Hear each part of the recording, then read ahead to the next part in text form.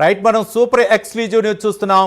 అభివృద్ధి అంటే ఆకాశ హార్మ్యాలు కాదు, ఆపదలో ఉన్నవాడికి అండగా నిలవటం. చంద్రబాబు ప్రభుత్వం ఈ మాటను చేతల్లో చూపిస్తోంది. గడిచిన 22 నెలల్లో ముఖ్యమంత్రి సహాయ నిధి ద్వారా ఏకంగా 1,298 కోట్ల రూపాయలను పేదల వైద్యం కోసం అందించడం ఒక చారిత్రాత్మక రికార్డ్. ఇది కేవలం అంకె కాదు, చావు బతుకులో అంచున నిలబడిన లక్షలాది మందికి ప్రభుత్వం అందించిన భరోసా. మొత్తానికైతే మాత్రం రాష్ట్ర ప్రభుత్వం అయితే మాత్రం పేదవాడికి భరోసా కల్పిస్తూ దాదాపు అంటే ఆపదలో ఉన్నవాడికి అంటే ముఖ్యంగా వైద్య సహాయం కోసం రాష్ట్ర ప్రభుత్వం ఏపీ ప్రభుత్వం అందించినటువంటి భరోసా అయితే మాత్రం పేదల జీవితాల్లో వెలుగులు నింపుతుందని చెప్పేసి ఇక్కడ మనకు తెలుస్తుంది. మొత్తానికి చంద్రబాబు నాయుడు తీసుకున్నటువంటి ఈ నిర్ణయం అయితే మాత్రం దాదాపు 1,300 కోట్ల రూపాయలు పేదల యొక్క ఆరోగ్యం కోసం ఖర్చు పెట్టి వాళ్ళ యొక్క జీవితాల్లో వెలుగులు నింపినటువంటి దానికి వాళ్ళైతే మాత్రం సంతోషం వ్యక్తం చేస్తున్నారు. ఇదే అంశానికి సంబంధించి మరింత సమాచారం మా కరెస్పాండెంట్ శ్రీహరి అందిస్తారు. శ్రీహరి.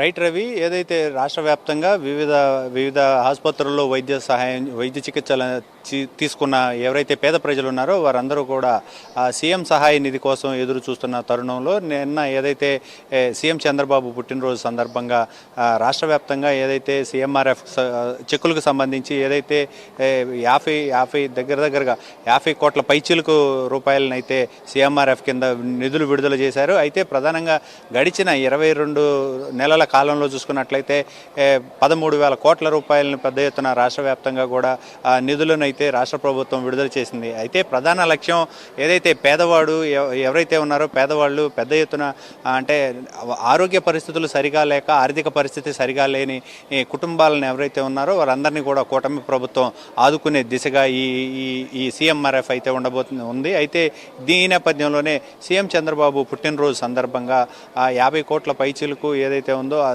సీఎంఆర్ఎఫ్కి సంబంధించిన ఫైల్ పైన అయితే సీఎం చంద్రబాబు సంతకం చేసి చరిత్ర సృష్టించారని చెప్పాలి. అయితే దీంట్లో ప్రధానంగా అంటే నేతలు ప్రధానంగా చూసుకున్నట్లయితే ఒక పండుగలు లేదంటే వివిధ సందర్భాలను బేస్ చేసుకొని ఈ చెక్కులను రిలీజ్ చేయడం జరుగుతుంది. అయితే నిధులు విడుదల చేయడం జరుగుతుంది. కానీ పుట్టినరోజు ఏదైతే వేడుకలు ఉన్నాయో పుట్టినరోజు వేడుకలకు అనుగుణంగా ప్రతి పేదవాడికి అందాల్సిన ఏదైతే వైద్య సహాయం ఉందో అదన్నీ కూడా వివిధ ఆసుపత్రుల నుంచి ఏదైతే చికిత్స పొందిన నిరుపేదలైతే ఎవరైతే ఉన్నారో వారందరికీ కూడా సీఎంఆర్ఎఫ్ ద్వారా మళ్ళీ వారికి ఏదైతే వాళ్ళు ఆరోగ్య ఖర్చులు ఏవైతే ఉన్నాయో వాటన్నిటినీ కూడా మళ్ళీ విడుదల చేస్తూ రాష్ట్ర ప్రభుత్వం తీసుకున్న నిర్ణయం ఏదైతే ఉందో ఓవరాల్గా రాష్ట్ర వ్యాప్తంగా ఉన్న పేదలకు ఇది ఒక ఉపశమనం అని చెప్పాలి. పెద్ద ఎత్తున వారందరికీ కూడా నిధులు వారి ఖాతాలోకి జమ చేయడం చెక్కుల రూపేణ క్షేత్రస్థాయిలో ఉన్న ప్రజలంతా కూడా పేద ప్రజలకు వారి కష్టాలకు అనుగుణంగా వారి ఏదైతే వైద్య సదుపాయాలకి అనుగుణంగా ఈ నిధులన్నీ కూడా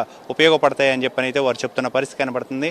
ఏదేమైనప్పటికీ సీఎం చంద్రబాబు పుట్టినరోజు నాడు ఈ నిధులన్నింటినీ అంటే దగ్గర గడిచిన 22 నెలల కాలంలో 13 లక్షల కోట్ల రూపాయలు విడుదల చేయడం ఒక గమనార్హం. అయితే సీఎం చంద్రబాబు పుట్టినరోజు నాడు మాత్రం 50 కోట్ల పైచీలకు సీఎంఆర్ఎఫ్ చెక్కులకు సంబంధించి నిధులైతే విడుదల చేసిన పరిస్థితి అయితే కనబడతా ఉంది. రవి.